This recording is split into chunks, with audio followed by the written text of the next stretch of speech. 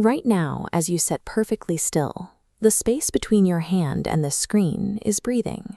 It's stretching and shrinking by an amount far too small to feel, riding on waves that have rolled through you your entire life. To understand how that's possible, we have to start with Albert Einstein.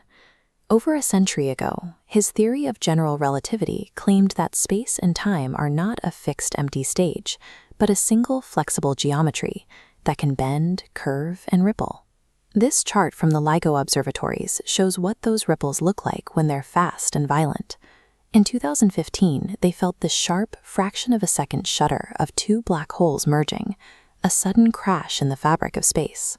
But those crashes represent only a tiny fraction of the universe's movement. Most of these waves are slow, massive swells that overlap and blend into a constant, restless churn. Because they are so gradual, they have remained completely unnoticed for all of human history. These are nanohertz gravitational waves. They operate on a scale that is difficult to hold in the mind. A single wave takes years to complete one cycle, and the distance from one crest to the next spans entire light years. Earthbound instruments are simply too small to measure them. There is a fundamental physical limit to this kind of detection. To catch a wave that large, your detector has to be roughly the same size as the wave itself. We are currently bobbing like tiny buoys on a cosmic sea. The swells are rolling right through us, but because our perspective is limited to a single planet, we can't feel the movement. Since we cannot build a machine that spans light years, our only option was to find an instrument that nature had already constructed and scattered across the sky. That instrument is built out of pulsars, the hyper-dense, crushed corpses of giant stars. They are so compact that a single sugar cube-sized piece of their material would weigh as much as a mountain. Some of these stars spin hundreds of times every second. As they whirl, they fire twin beams of radio energy into the dark. If those beams sweep across the Earth, we see a flash that repeats with unsettling regularity. The best of these are millisecond pulsars. By siphoning material from a companion star, they spin up to incredible speeds and maintain a rotation so steady it rivals the atomic clocks in our most advanced laboratories.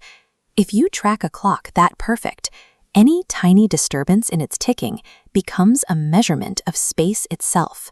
When a slow gravitational wave rolls between Earth and a pulsar, it changes the distance the signal has to travel, causing the flash to arrive a few billionths of a second early or late.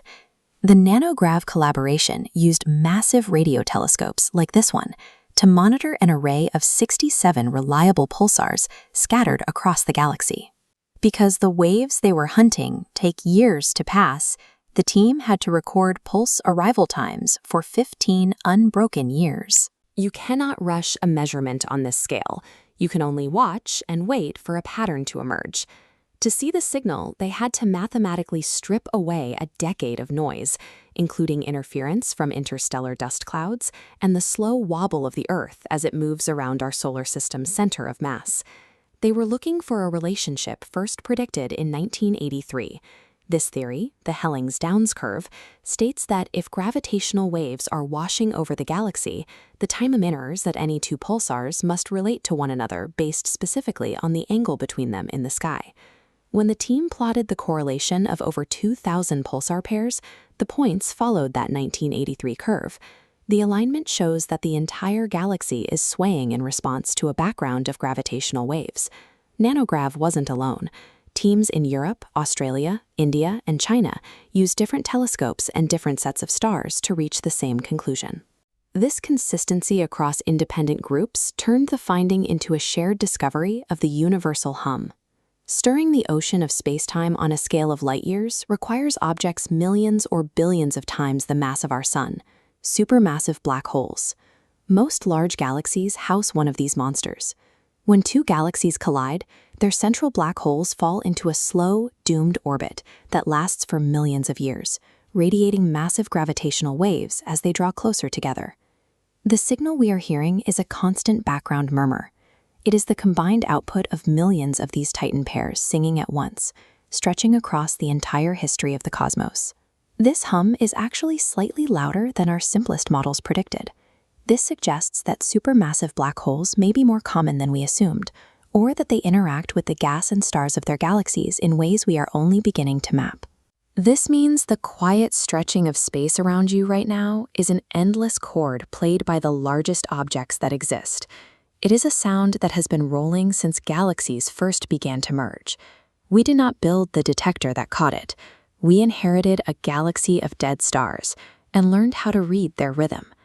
This 15-year dataset is just the beginning. As the observation continues, the signals from individual black hole pairs will become clear enough to isolate one by one from the background hum. If this look into the listening universe left you amazed, consider subscribing to the channel. It helps more curious minds find these stories, and it means a lot to the small team making them. Give this video a like if you enjoyed it, and share it with a friend who texts you about space at 2 in the morning. Tell us in the comments what part of the cosmos you want us to explore next. We read every one of them. Until next time, keep looking up.